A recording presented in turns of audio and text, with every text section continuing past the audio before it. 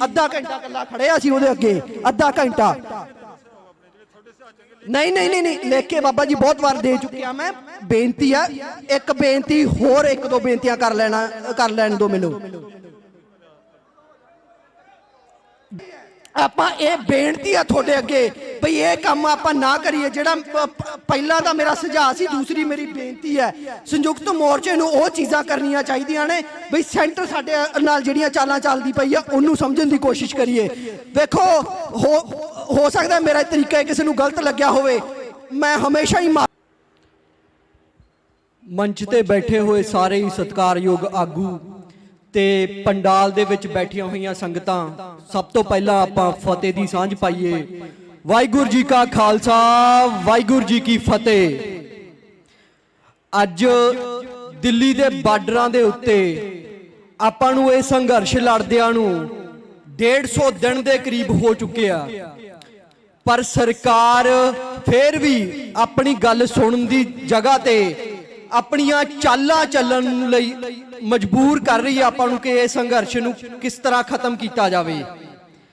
वो मैं क्यों कह रहा कि पिछले दिनों दे विच एक बड़ी गल हजे भी वो चल रही है ऑपरेशन क्लीन दा बड़ा मुद्दा उठिया सीगा ओनू आपां नूं समझण दी लोड़ है कि आपां की समझदे आ कि सरकार ऑपरेशन क्लीन इदां आके कर जूगी कि आओ असीं तुहानूं आके ठोन लगे उठो ते तुसीं उठ के चले जाओ नहीं जिहड़ी सरकार अज जिहड़ा दिल्ली दे विच हालात बना रही है आपां टीवी दे उत्ते वेख रहे हैं लाशां नूं साड़न दी जगह नहीं हैगी उत्थों दे जिहड़े सिवे ने ਉਹਦੇ ਵਿੱਚ ਸੈਂਕੜਿਆਂ ਦੇ ਹਿਸਾਬ ਤੇ ਲਾਸ਼ਾਂ ਬਲ ਰਹੀਆਂ ਨੇ ਜੇ ਕਿਤੇ ਆਪਾਂ ਇਹ ਸਮਝ ਲੈਣਾ ਕਿ ਉਹ ਅੱਗ ਗਵਾਣ ਦੀ ਅੱਗ ਹੈ ਤਾਂ ਉਹ ਸਾਡਾ ਸਭ ਤੋਂ ਵੱਡਾ ਵਹਿਮ ਹੋਊਗਾ ਕਿਉਂਕਿ ਉਹ ਅੱਗ ਦਾ ਸੇਕ ਆਉਣ ਵਾਲੇ ਦਿਨਾਂ ਦੇ ਵਿੱਚ ਸਾਡੇ ਤੱਕ ਪਹੁੰਚ ਜਾਣਾ ਹੈ।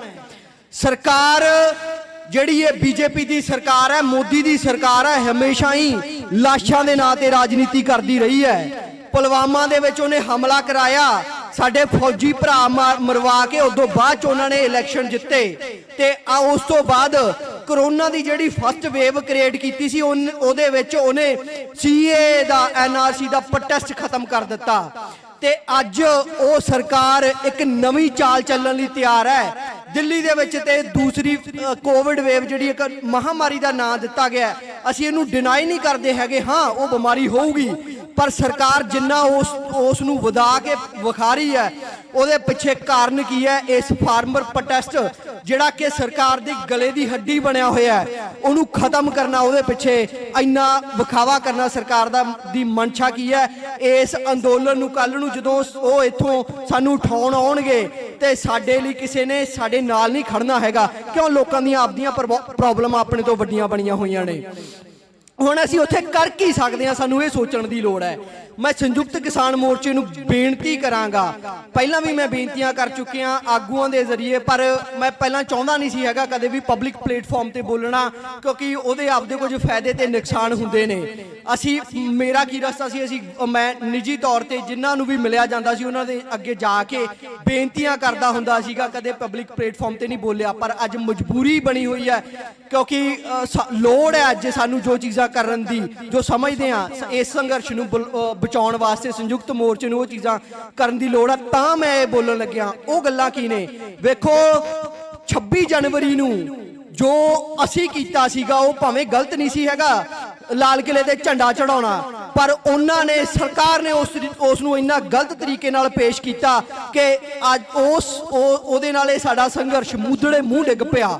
असी आपस दे विच एक दूजे दे उत्ते उंगलां चुकन लग गए हालांकि पहलां वो उंगलां मोदी वल हुंदियां सी फिर साडीआं वो उंगलां एक दूजे ते हो गईआं असी उस सरकार दी वो चाल नहीं समझण नूं कामयाब नहीं होए। अज सानू की करना चाहिए जो सरकार ने वो हालात बनाए ने एक तो साडा फर्ज बनता है। वेखो ये संघर्ष है भावें पूरे देश का संघर्ष है पर पंजाब हरियाणा जिहड़ा महा पंजाब है वो इस संघर्ष का मोहरी है ते जदों भी किते भी भीड़ पई है असी हर किसी की मदद की है चाहे वो दुश्मन ही होवे ते अज जो दिल्ली के बरूहां ते आपां बैठे हुए हैं ते दिल्ली सरकार या सेंटर सरकार राजनीति वो लाशां ते करन लगी हुई है तो साडा फर्ज बनता है कि संयुक्त मोर्चा चाहे वो ऑक्सीजन की कमी होवे वो पूरी करन लई ਵਾਜਿਬ ਕਦਮ ਉਠਾਏ, ਚਾਹੇ ਉਹ ਲਾਸ਼ਾਂ ਦੇ ਸੰਸਕਾਰ ਲਈ ਵਲੰਟੀਅਰ ਦੇਣੇ ਹੋਣ। ਇਹ ਨਹੀਂ ਸੰਯੁਕਤ ਮੋਰਚੇ ਨੂੰ ਅਸੀਂ ਕਵਾਂਗੇ ਨਹੀਂ ਮੈਂ ਪਹਿਲਾਂ ਤੁਰੂੰਗਾ, ਅਸੀਂ ਤੁਰਾਂਗੇ, ਕਿਉਂਕਿ ਦੇਖੋ ਮੌਤ ਤੋਂ ਨਹੀਂ ਡਰ ਲੱਗਦਾ ਹੈਗਾ। ਜੇ ਇਹ ਸੰਘਰਸ਼ ਲਈ ਜਾਨ, ਚਾਹੇ ਉਹ ਗੋਲੀ ਖਾ ਕੇ ਦੇਣੀ ਪਵੇ, ਚਾਹੇ ਉਹ ਸੇਵਾ ਕਰਦਿਆਂ ਦੇਣੀ ਪਵੇ, ਅਸੀਂ ਤਿਆਰ ਆ। ਇਕੱਲਾ ਮੈਂ ਨਹੀਂ, ਬੜੇ ਬੈਠੇ ਆ ਨੌਜਵਾਨ, ਚਾਹੇ ਬਾਅਦ 'ਚ ਉਹਨਾਂ ਨੂੰ ਹੁੱਲੜਬਾਜ਼ੀ ਕਹਿ ਦਿੱਤਾ ਜਾਂਦਾ, ਉਹ ਅੱਜ ਵੀ ਆਗੂਆਂ ਦੇ ਮਗਰ ਖੜੇ ਆ, ਜਾਨਾਂ ਕੁਰਬਾਨ ਕਰਨ ਲਈ ਖੜੇ ਆ। ਕਿਉਂਕਿ ਸਾਨੂੰ ਸਿਆਸਤ ਨਹੀਂ ਕਰਨੀ ਆਉਂਦੀ ਹੈਗੀ, ਸਾਨੂੰ ਸਿਰਫ ਜਾਨਾਂ ਦੇਣੀਆਂ ਆਉਂਦੀਆਂ ਨੇ। ਉਹ ਸਾਡੀਆਂ ਤੁਸੀਂ ਕਦੋਂ ਵੀ ਜਾਨਾਂ ਲੈ ਸਕਦੇ ਹੋ, ਇਹ ਆ ਵੀ ਤੁਸੀਂ ਉਹਨੂੰ ਸਾਰਥਕ ਤਰੀਕੇ ਨਾਲ ਲਓ। ਤੇ ਮੈਂ ਆਪਣੀ ਗੱਲ ਤੇ ਆਉਣਾ, ਦੂਜੀ ਚੀਜ਼ ਕੀ ਹੈ ਵੀ ਅਸੀਂ ਦਿੱਲੀ ਸਰਕਾਰ ਨੂੰ ਪ੍ਰਪੋਜ਼ਲ ਦਈਏ ਕਿ ਹਾਂ ਅਸੀਂ ਇੰਨੀ ਕੁ क्षमता ਰੱਖਦੇ ਹਾਂ, ਚਾਹੇ ਉਹ ਅਸੀਂ ਵਲੰਟੀਅਰ ਭੇਜ ਸਕਦੇ ਹਾਂ, ਅਸੀਂ ਲੰਗਰ ਲਾ ਸਕਦੇ ਹਾਂ, ਤੁਸੀਂ ਸਾਨੂੰ ਦੱਸੋ ਸਾਡੇ ਤੋਂ ਕੀ ਮਦਦ ਚਾਹੀਦੀ ਆ, ਉਹ ਅਸੀਂ ਕਰਨ ਲਈ ਤਿਆਰ ਆ। ਉਹਦੇ ਲਈ ਸਿਰਫ ਇਹ ਨਹੀਂ ਹੈਗਾ ਕਿ ਅਸੀਂ ਜਾ ਕੇ ਸਿਰਫ ਸਰਕਾਰ ਦੇ ਕੋਲ ਜਾ ਕੇ ਮੀਟਿੰਗ ਕਰ ਆਈਏ ਜਾਂ ਆਪਾਂ ਇਹਨਾਂ ਨਾਲ ਪ੍ਰਸ਼ਾਸਨ ਨਾਲ ਮੀਟਿੰਗ ਕਰ ਆਈਏ। ਪ੍ਰਸ਼ਾਸਨ ਨਾਲ ਜੇ ਤੁਸੀਂ ਮੀਟਿੰਗ ਕਰੋਗੇ ਨਾ, ਉਹਨਾਂ ਨੇ ਕਦੇ ਤੁਹਾਨੂੰ ਪਬਲਿਕ ਪਲੇਟਫਾਰਮ ਤੇ ਨਹੀਂ ਆਉਣ ਦੇਣਾ ਹੈਗਾ। ਉਹ ਗੱਲਾਂ ਸਿਰਫ ਤੁਹਾਡੇ ਤੱਕ ਸੀਮਤ ਰਹਿ ਜਾਣੀਆਂ ਨੇ। ਦੁਨੀਆ ਦੇ ਵਿੱਚ ਮੈਸੇਜ ਪਹੁੰਚਾਉਣਾ ਨਾ ਇੱਕ ਕੰਮ ਕਰਕੇ, ਅਸੀਂ ਉਹ ਨਹੀਂ ਪਹੁੰਚਣਾ ਹੈਗਾ। ਸੋ जिस तरीके नाल सरकार काम करती है, जे मोदी किते सफाई लई झाड़ू भी मारदा हुंदा ना, 500 कैमरे लगे हुंदे ने उहदे मगर, है ना। ते जे असी कोई काम करना तो वो प्रॉपर तरीके नाल असी प्रैस कॉन्फ्रेंस कर सकते हैं, उदां दे तरीके असी करिए।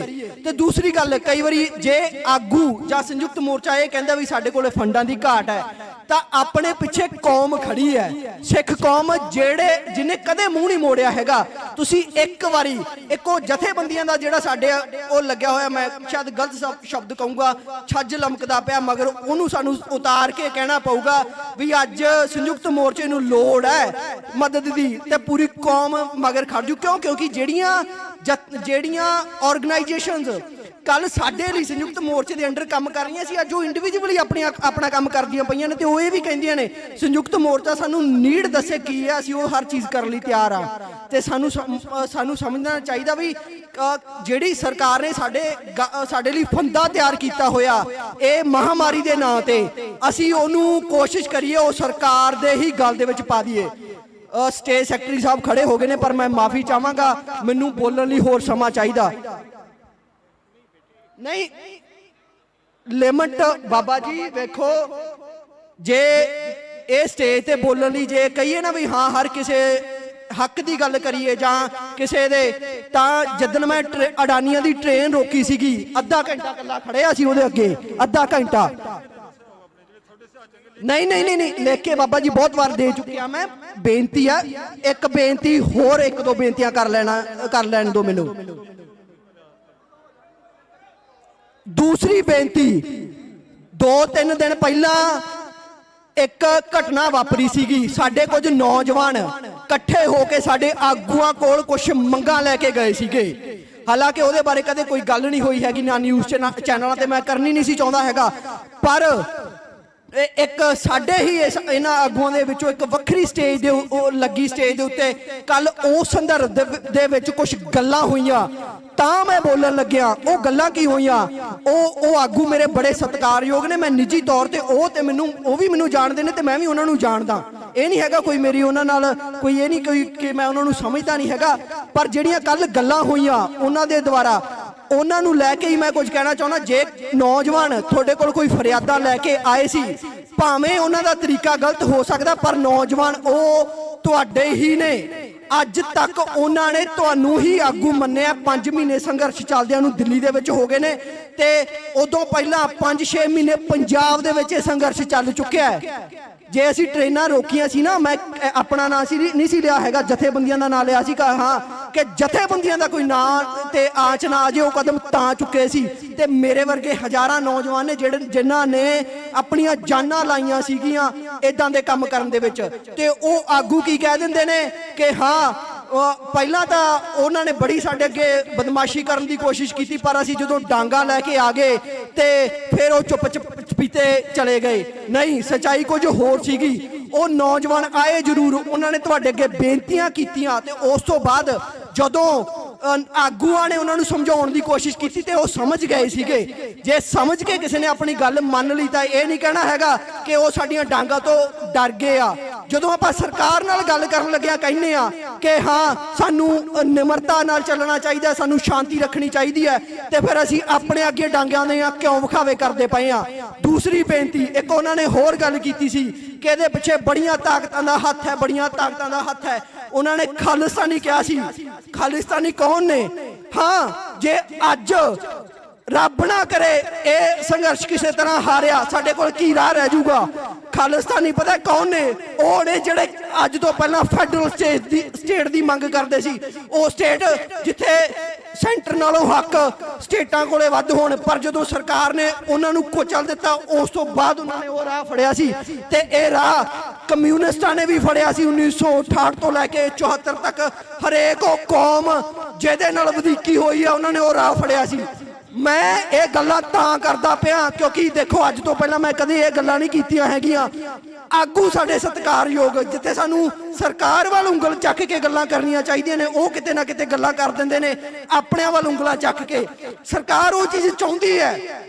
ਆਪਾਂ ਇਹ ਬੇਨਤੀ ਆ ਤੁਹਾਡੇ ਅੱਗੇ ਭਈ ਇਹ ਕੰਮ ਆਪਾਂ ਨਾ ਕਰੀਏ। ਜਿਹੜਾ ਪਹਿਲਾਂ ਦਾ ਮੇਰਾ ਸੁਝਾਅ ਸੀ, ਦੂਸਰੀ ਮੇਰੀ ਬੇਨਤੀ ਹੈ ਸੰਯੁਕਤ ਮੋਰਚੇ ਨੂੰ ਉਹ ਚੀਜ਼ਾਂ ਕਰਨੀਆਂ ਚਾਹੀਦੀਆਂ ਨੇ ਭਈ ਸੈਂਟਰ ਸਾਡੇ ਨਾਲ ਜਿਹੜੀਆਂ ਚਾਲਾਂ ਚੱਲਦੀ ਪਈ ਆ ਉਹਨੂੰ ਸਮਝਣ ਦੀ ਕੋਸ਼ਿਸ਼ ਕਰੀਏ। ਵੇਖੋ ਹੋ ਸਕਦਾ ਮੇਰਾ ਤਰੀਕਾ ਕਿਸੇ ਨੂੰ ਗਲਤ ਲੱਗਿਆ ਹੋਵੇ, ਮੈਂ ਹਮੇਸ਼ਾ ਹੀ ਮਾਫੀ ਮੰਗ ਲੈਣਾ ਹੁੰਦਾ, ਪਰ ਅੱਜ ਜੇ ਮੈਂ ਕੁਝ ਗਲਤ ਬੋਲਿਆ ਤਾਂ ਮੇਰੀ ਝੋਲੀ ਪਾ ਦਿਓ ਮਾਫੀ। ਮੈਂ ਜਦੋਂ ਕਿਤੇ ਹੋਰ ਕਿਸੇ ਗਲਤੀ ਹੋਈ, ਜਿੱਦਣ ਮੈਨੂੰ ਲੱਗਿਆ ਕਿ ਮੈਂ ਵਾਕਈ ਗਲਤ ਹਾਂ, ਉਦੋਂ ਮੈਂ ਮਾਫੀ ਵੀ ਮੰਗ ਲਾਂਗਾ। ਵਾਹਿਗੁਰੂ ਜੀ ਕਾ ਖਾਲਸਾ, ਵਾਹਿਗੁਰੂ ਜੀ ਕੀ ਫਤਿਹ।